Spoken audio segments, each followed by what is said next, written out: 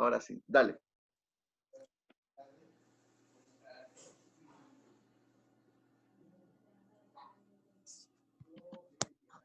Ya, buenas noches chicos. El día de hoy nos toca exponer, hablaremos sobre la teología gnóstica, que se refiere, que se basa en un conocimiento o a una experiencia personal, que en un contexto religioso se refiere al conocimiento místico o esotérico, que significa que es algo difícil de entender, que es algo incomprensible.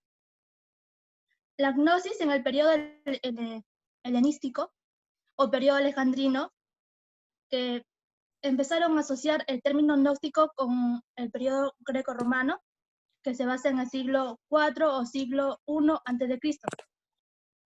También hay que tener en cuenta que la palabra gnóstico no aparece en fuentes antiguas y que fue acuñado por primera vez en el siglo VII por Henry More, en un comentario sobre las 7 cartas del libro de Apocalipsis. Pero ahí utilizaron la palabra gnósticos para hablar sobre la herejía de Tiatira. También la palabra gnóstico, en sí la fuente es un poco oscura, realmente no hay una fuente fiable desde qué siglo realmente puede haber iniciado y no hay un debate para eso. Entonces, muchos estudios modernos indican que el origen de la teología gnóstica está relacionada con medios, sectas judíos y sectas cristianas primitivos. ¿A qué se refiere? Sectas cristianas primitivo empieza también relacionados en el periodo helenístico y fue considerado como también una teología esotérica, que es algo pues, difícil de comprender. Esta teología, bueno, cree que se ha desarrollado o ha iniciado a partir de mediados del siglo I y se tuvo vigente hasta el siglo V de antigüedad. Entonces, según el secta cristiana primitiva, podemos decir que se ha iniciado, bueno, tuvo relación entre el siglo I hasta el siglo V, pero en las sectas judías, que también muchos mencionan aquello, no tengo algunos apuntes, ya, muchos historiadores contemporáneos indican también que también fue iniciado mediante el siglo I, al igual que la secta cristiana primitiva, y considera que realmente tuvo que ver mucho con la judío-cristianos.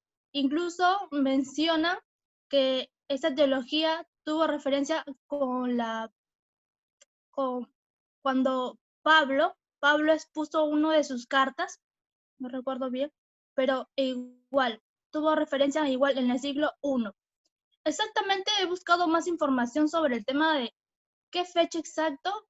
No tenemos, como le dije en principio, no tenemos exacto en qué año nació, pero sí tema en relación al siglo I, como lo menciona las sectas primitivas cristianas y sectas judías, judeo-cristianos. Continuamos con los objetivos. Ya. El fenómeno es, la teología gnóstica es considerada como el cristianismo primitivo, ¿no? Es un fenómeno ideológico que dominó un pensamiento religioso, pero a la vez también filosófico. Se desarrolló desde la cuenca del Mediterráneo, desde el siglo I hasta el siglo IV. Dice que se piensa también que se desarrolló mucho antes del cristianismo, ¿no? Y esta expresión fue una de las primeras teologías, por así decirlo, que comenzó, fue una precursora, por así decirlo, ¿no? Lo cual, su principal objetivo de esta secta es la salvación por medio específicamente del conocimiento, del desarrollo de este conocimiento, ¿no? Y el autodescubrimiento interior del ser humano, del universo y de todo en general, ¿no? De todo lo que lo rodea. Este conocimiento, a su vez, es un conocimiento revelador, pero a su vez también salvador, ¿no? Al revelarse este conocimiento, revela la naturaleza tanto psicológica como también espiritual, ¿no? Y una vez que se libera este conocimiento gnóstico, ese término viene del griego el conocedor, ¿no? Significa gnósticos, con K, que es igual a el conocedor, ¿no? Una vez que este conocimiento se revela al ser humano, lo saca de la ignorancia, del engaño y del autoengaño, y les permite saber quiénes éramos, quiénes somos, en quiénes nos hemos convertido, en dónde estábamos, hacia dónde hemos sido arrojados, hacia dónde nos apresuramos, y de dónde somos redimidos también, ¿no? Qué es la generación y qué es la regeneración también, ¿no? Entonces, este pensamiento no solamente es un pensamiento religioso, sino que también filosófico, ¿no? Y aquí hay mucho sincretismo también, ¿no? Otra cosa también, he rescatado también 3 ejemplos que he sacado de un manuscrito de Nag Hammadi, que son escritos gnósticos, y que básicamente dice: el que llegue a conocer de este modo de dónde sabe, de dónde ha venido. Y por ejemplo, estos escritos dan un ejemplo que dice, ¿no? El que llegue a conocer de este modo sabe de dónde ha venido, a dónde va, cómo el ebrio que ha salido de la embriaguez se ha vuelto hacia sí y ha recuperado lo propio de él. O sea que esto quiere decir que una vez que han revelado su conocimiento, ellos pueden también llegar al autocontrol de ellos mismos, ¿no? Entonces aquí también hay un desarrollo y un autocontrol, ¿no? Del ser humano. Otro autor también de los estromatas, que también son escritos gnósticos, toma como ejemplo la premisa que dice: la genosis es, por así decirlo, un perfeccionamiento del hombre en cuanto hombre, que se realiza plenamente por medio del conocimiento de las cosas divinas, confiriendo en las acciones, en la vida y en el pensar una armonía y coherencia consigo misma y con el logos divino. ¿Esto qué quiere decir? Que ellos, para alcanzar el conocimiento, necesariamente tiene que haber un camino divino, ¿no? Un desarrollo y un conocimiento divino. Ellos ven a Dios como un camino para el conocimiento, pero no como a Dios como una deidad y superior hacia ellos, ¿no? Entonces, eso también da a entender que ellos, bueno, según su pensamiento de ellos, también es que el universo es la depravación de la deidad y la materia es la degradación del espíritu. O sea que ellos también creían, otro pensamiento también que he leído, ellos que creían que Jesucristo había venido en espíritu y no en cuerpo, ¿no? Porque ellos creen que el cuerpo es depravación y el espíritu es santidad y no pueden estar juntos, ¿no? Entonces, ellos también, algo que he podido rescatar también es que ellos ven a Cristo como un ejemplo para que ellos también puedan evolucionar así como Él lo ha hecho, ¿no? Pero no como un camino de salvación, que es como lo que nosotros vemos y como, como es, ¿no?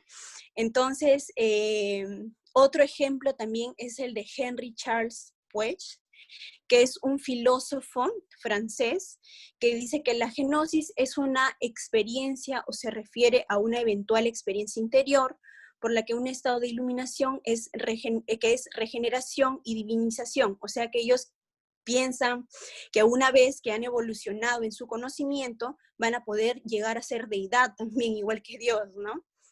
Es algo un poco loco también esto. Y por último, también ellos toman como referente a Pablo, que dice, al apóstol Pablo, que dice que el verdadero gnóstico cristiano es todo aquel que conoce a Cristo, que es la verdad, que es uno con Él y en Él, ¿no? Ellos ven como les digo, a Cristo solamente como un ejemplo, ¿no? Como vivir en Cristo, pero no como un medio de salvación. No es como que vean a Cristo solamente como su Señor y su Salvador, ¿no? No es así, sino que ellos toman el camino de la divinidad para llegar al conocimiento y poder ellos ser una divinidad también, ¿no? Y por otro objetivo también importante, ese es el objetivo más importante, ¿no? Pero otro objetivo secundario es la necesidad también de adentrarse al propio interior para descubrir dentro de sí la causa del sufrimiento, del dolor, la angustia y la insatisfacción. O sea, que ellos no ponen todo su pesar y todas sus cargas en el Señor, ¿no? Sino que ellos quieren evolucionar ellos mismos para que ellos puedan cubrir toda su insatisfacción, ¿no? Por medio del conocimiento. Y pensar en llegar también a ser una divinidad, ¿no? Eso es ese es el objetivo principal y son los objetivos principales y cómo ellos piensan también.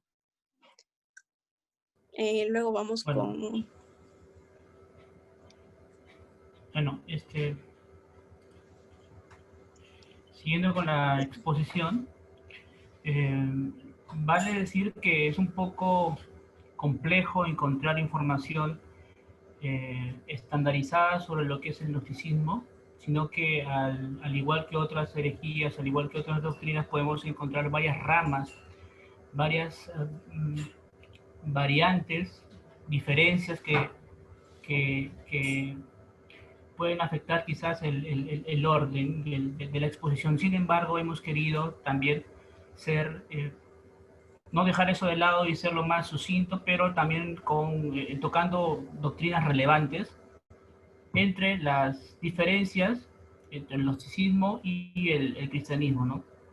Bueno, actualmente lo que nosotros conocemos del gnosticismo tenemos de las fuentes de Ireneo, de Hipólito, de Tertuliano en el siglo XVIII, también viene del Código Brooks, de los gnósticos de Berlín y el último código que se ha encontrado en 1945 en Egipto, el que comentaba nuestra hermana Antonella, el Nag Hammadi, y de ahí se han tomado muchos de esos conocimientos que, bueno, actualmente es lo que nosotros estamos conociendo. De manera muy general, los gnósticos postulan que hay un Dios superior, un Dios que está sobre todas las cosas, pero que crearon una especie de organismos intermedios, una especie de eones, y que dentro de esos eones, está la sabiduría, el punto de inflexión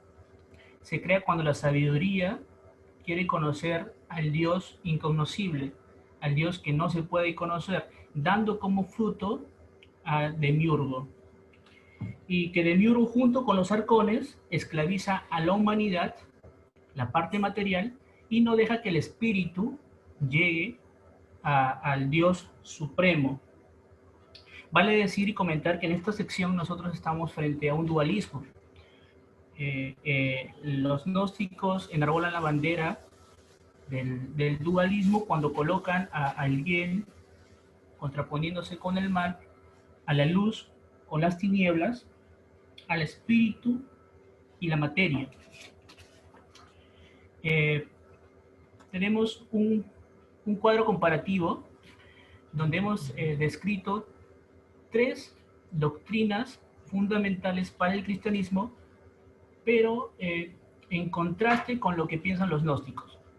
Respecto a la salvación, los gnósticos piensan que la salvación es solamente para un grupo privilegiado de personas que han llegado a la sapiencia superior, a la sabiduría superior, al conocimiento que muy pocos, obviamente, por medio de la meditación pueden conseguir. Mientras que el cristianismo, como todos ya podemos entender, como dice Pablo en Efesios 2.8, es mediante la fe y no por las obras, y que es disponible para todos. Las fuentes de verdad es otra de las diferencias que podemos encontrar. Para ellos, la Biblia y los evangelios gnósticos. Estos evangelios fueron encontrados o criticados duramente por los padres de la iglesia en los primeros siglos, fueron realmente identificados por ellos y obviamente como afectó en ese tiempo a la iglesia, pues Pablo también tiene algunos escritos para los gnósticos de ese momento, ¿no? Que estaban tratando de intrometer mucha doctrina dualista dentro de la Iglesia del Señor.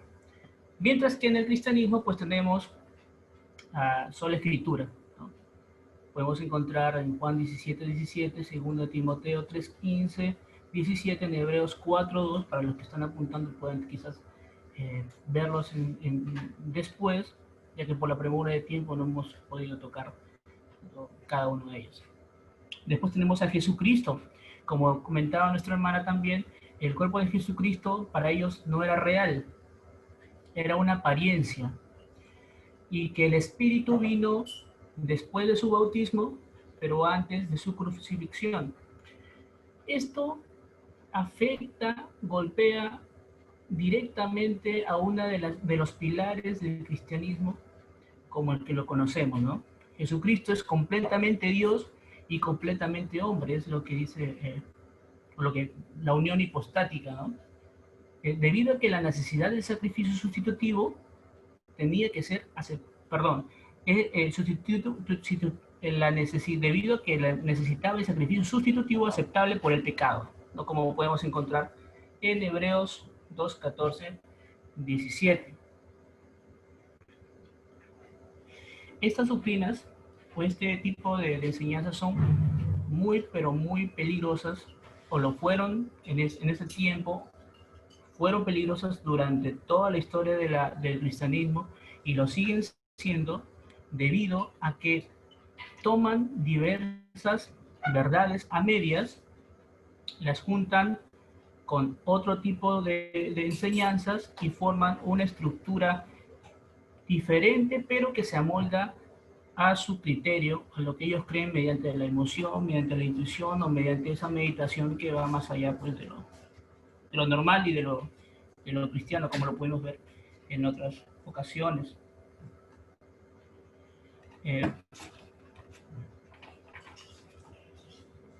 Bueno, también tenemos algunos símbolos que fueron usados en ese tiempo. Aquí tenemos los símbolos de Demiurgo, ¿no? Bueno, conclusiones. Como primera conclusión tenemos que la teología gnóstica no es una teología cristiana, puesto que son mutuamente excluyentes respecto a la teología que nosotros conocemos. Los principios gnósticos contradicen lo que significa ser cristiano. Por lo tanto, aunque algunas formas de gnosticismo pueden pretender ser cristianas, de hecho, decididamente no son cristianas. El gnosticismo fue tal vez la herejía más peligrosa que amenazó a la iglesia primitiva durante los 3 primeros siglos y aún sigue haciendo estragos dentro del cristianismo contemporáneo. Como decía, es muy probable que la teología gnóstica haga efecto en personas que tienen un conocimiento teológico pobre, que tienen un conocimiento teológico muy superficial, y esto hace que estas personas vayan por el camino de lo místico, por el camino de lo misterioso, por el camino de lo desconocido. Existen actualmente algunas iglesias donde el énfasis no está en la palabra de Dios, sino en las revelaciones, en la experiencia, entre comillas, ¿no? Entre el Dios me dijo. Y aunque en ese sentido nosotros podemos dar cierto crédito, de ninguna manera ello puede estar por encima de la palabra de Dios, que es la que rige nuestro estándar de moral y de verdad.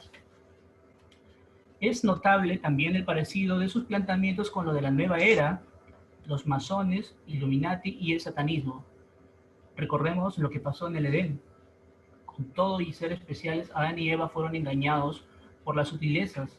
Satanás cuestionó a Dios y torció sus palabras. Hoy sigue una vieja estrategia de hacer que el hombre dude de su palabra, de la palabra de Dios. Encontramos también como última conclusión que el gnosticismo no muestra en lo absoluto el camino a la salvación, sino más bien busca un conocimiento vano en el mismo ser humano dándose por autosuficiente, considerando el conocimiento como el poder máximo de evolución del hombre, y este es encontrado descubriéndose uno mismo y no viviendo en sus pasiones, teniendo autocontrol y a su vez también considerando a Dios no como un ser supremo digno de alabanza, sino más bien como un a su vez también sino más bien como utilizan el nombre de Dios y su persona para alcanzar el conocimiento. O sea, Dios no es el objetivo, Dios es el medio, por así decirlo, ¿no?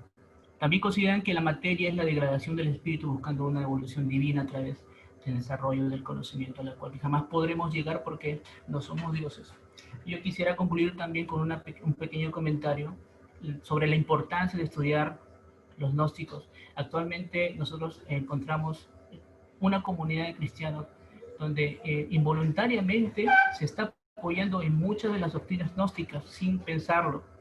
Son personas que realmente aman a Dios, sin embargo, están apoyadas sobre muchas verdades gnósticas, pero y que de alguna forma están afectando a todo el cuerpo de Cristo, sin querer, sin desearlo, pero después de todo, están afectando, ¿no? Esperemos que este breve estudio pueda ser de mucha ayuda a ustedes para posibles comentarios con personas que están teniendo este tipo de ataques del gnosticismo. Muchas gracias.